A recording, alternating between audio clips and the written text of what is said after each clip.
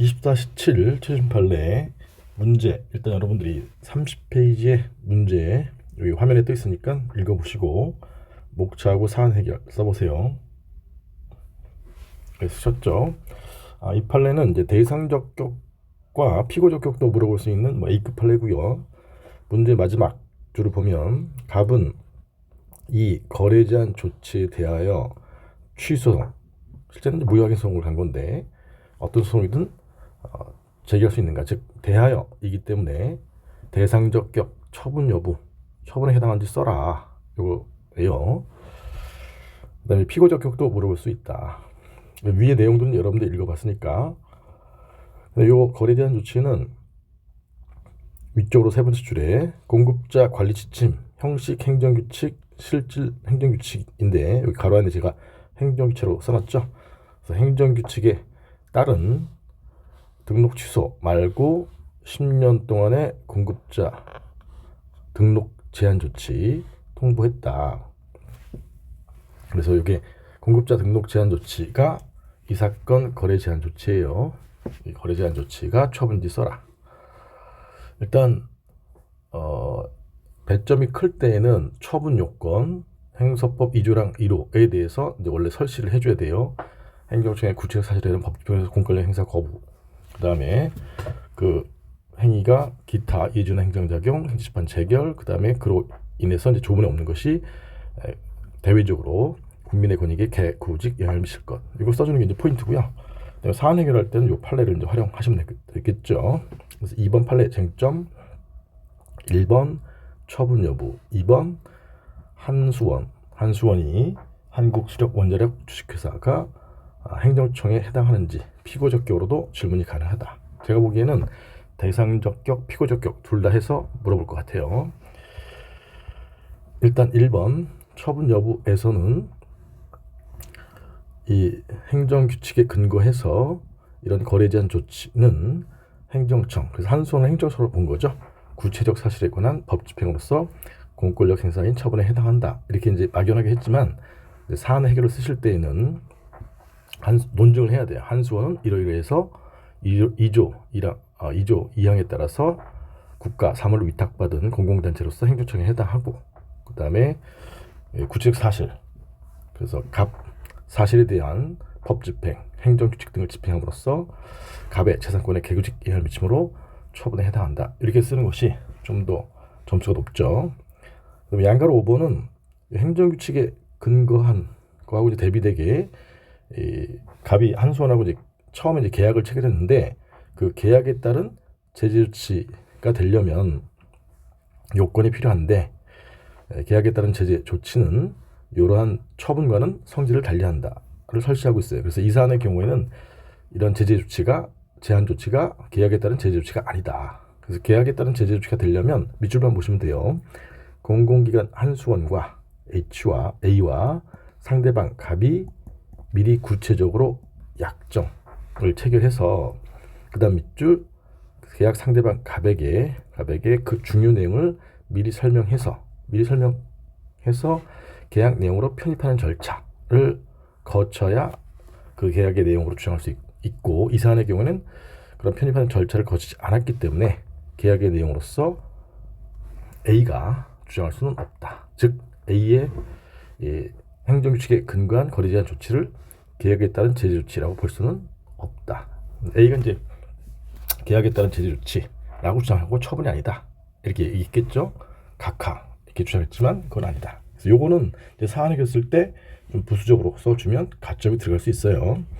이건 민법에서 약관 등이 있으면 설명해야만 계약의 내용으로 될 수 있다. 그 법리하고 똑같은 것이에요. 2번 한수원은 행정청인지 피고적격으로 질문했을 때 관련 조문은 마지막 줄에 2조 2항이죠. 그래서 행정청에는 2조 2항에 법령에 의해서 행정권한의 위임을 받은 전력사무에 대해서 전력법 등에 의해서 행정권한의 위임을 받은 사안은 이제 판례는 공공기관이라고 얘기하고 있지만 한수원은 주식회사이기 때문에 공공단체가 되겠죠. 제가 보기에는 공공단체가 맞아요. 그래서 판례 이 사안에 적용하면 한수원은 그 다음 페이지 시장 공기업으로서 공공기관이다. 공공기관이다. 그 다음에 입찰 참가 자격 제한 처분할 수 있는 권한을 국가 득으로부터 부여받았으므로 권한을 위임받은 공공기관, 제가 보기에는 공공단체가 맞는 것 같다. 행정청에 해당한다. 이렇게 설치하고 있어요. 그래서 피고 적격을 물었을 때에는 로마자 3번에서 피고 적격, 그다음에 일반론 쓰고 이 판례를 써 주셔야 돼요. 판례. 그래야지 배점을 챙길 수가 있어요. 피고 적격의 취지, 그다음에 이 판례. 배점이 낮게 나왔을 때는, 그다음에 문제가 되는 경우 위, 합지. 그래서 이제 위임의 경우에 해당하는 내용이 제 교재에 있으니까 이 판례, 거기 해당 판례를 써 주시면 되겠다라는 내용이에요. 3번 사안 해결 쓸 때 첫 번째 단락은 처분 여부.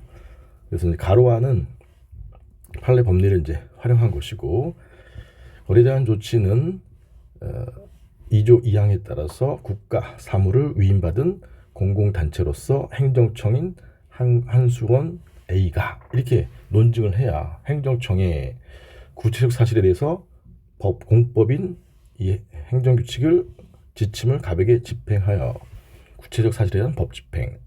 그 다음에 조문에 없는 게 갑의 재산권익에 개구직 영향을 미치는 것이므로 이렇게 논증을 하면 점수를 많이 받을 수가 있어요. 그 다음에 10번 아까 계약에 따른 제재 조치는 볼 수 없다는 점, 그 점에 대해서 설치를 한 것이고 써주면 가점. 결론, 계약에 따른 제재 조치라고 볼 수 없다. 즉 처분이 아니라고 볼 수는 없다. 이렇게 논증한 것이고요. 이번에 한수원 행정청인가 피고 적격 문제도 물어봤으면 2조 2항 등에 따라 전력관리라는 국가 사무를 위임받은 공공단체로서 행정청에 해당하므로 이렇게 논증을 하셔야 돼요. 그래서 이 문제가 이제 피고 적격도 물어볼 수 있기 때문에 제가 A급으로 선정을 했고요. 그 다음에 그리고 이제 이 문제는 이제 그동안의 판례 법리는 행정청에 의한 거래 제한 조치는 처분이지만 이런 한국수자력 한수원이라든가 한국전력 이런 공공단체 공기업에 의한 거래 제한 조치는 처분이 아니라고 보고 있었는데, 최근에 이제 이렇게 공공단체 공기업의 경우에도 처분에 해당한다라는 판례가 나오고 있기 때문에 그런 점에서도 중요한 판례예요. 네, 8번은 이제 여러분들이 먼저 문제를 보시겠죠. 33페이지 33페이지 문제 보시고 푸셨죠? 같이 보면 일단 마지막 줄 갑 회사가 이 주장은 허용되지 않는다고 주장한다면 이는 타당한가? 그럼 이 주장이 어디 있느냐? 그 위쪽으로 A는 동그라미 2번의 주장, 갑 회사는 변경 허가를 받지 않은 채 소각시설을 무단 증설해서 과다 소각하였으므로 법령 위반. A는 통상 제 문제에서는 행정청 피고잖아요. 그래서 피고는 본안 심리에서 법령 위반으로서 이러한 처분을 한 것은 적법하다. 그래서 적법과 관련되는 처분 사유를 주장한 거죠. 처분 사유 주장. 그래서 당초에 제시했던 처분 사유에 추가하거나 변경한 쟁점 초추변이죠. 초추변. 그래서 알고 계시는 것처럼 초추변의 기준 기사동이죠. 그래서 기사동 기본적 사실관계 동일성이 인정되면 인정됐고, 그다음에 기본적 사실관계 동일성이 없으면 부정된다라는 게 판례 법리잖아요. 그럼 당초의 처분 사유는 어디 있느냐?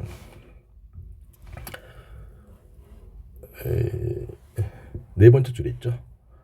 사전 통지한 다음에 4월 1일 날 폐기물 과다 소각하였다는 이유로, 이게 처분 사유죠. 갑에게 처분이 과징금 1,000만 원 부과 처분. 이 처분의 근거가 되는 법과 사실. 그 법이 과다 소각. 그다음에 사실이 과다 소각. 그래서 이제 이렇게 애매했었는데 과다 소각을 소송 중에 동그라미 2번에서 A가 변경 허가를 받지 않은 채 소각시설을 무단 증설 과다 소각. 그래서 이제 과다 소각의 사실관계를 구체화한 것이에요. 그래서 결론, 사실관계는 변함이 없어요. 처음에 당초 처분했을 때 사실관계 무단 증설 과다소각, 그 다음에 추가 변경한 첫 주변에 해당하는 사실관계 무단 증설 과다소각이기 때문에 기본적 사실관계 동일성이 있어서 첫 주변이 허용되니까 원고인 갑 회사가 허용되지 않는다고 주장한다면 이는 타당하지 않다. 이걸 쓰는 거죠. 참고로 이제 네 번째 줄에 사전 통지 할 때 즉 부가처분하기 전에 첫 번째 줄에 허가받은 내용과 달리 증설해서 무단 증설해서 과다소각함으로써 법을 위반했다는 점을 이유로 미리 사전 통지했으니까 갑은 이걸 알고 있었다. 알고 있었다는 점도 써주면 득점의 포인트가 될 수 있어요. 그래서 이번에 판례 첫 주변이 노무사 시험에서는 뭐 자주 나오는 쟁점이고요. 최근 판례에서 첫 주변이 나온 게 이제 이거라서 A급으로 선정한 것이고요. 그래서 핵심만 보면 세 번째 줄에 기본적 사실관계 동일성이 있다고 인정되는 한도 내에서 첫 주변 할 수 있다. 이게 판례 법리죠.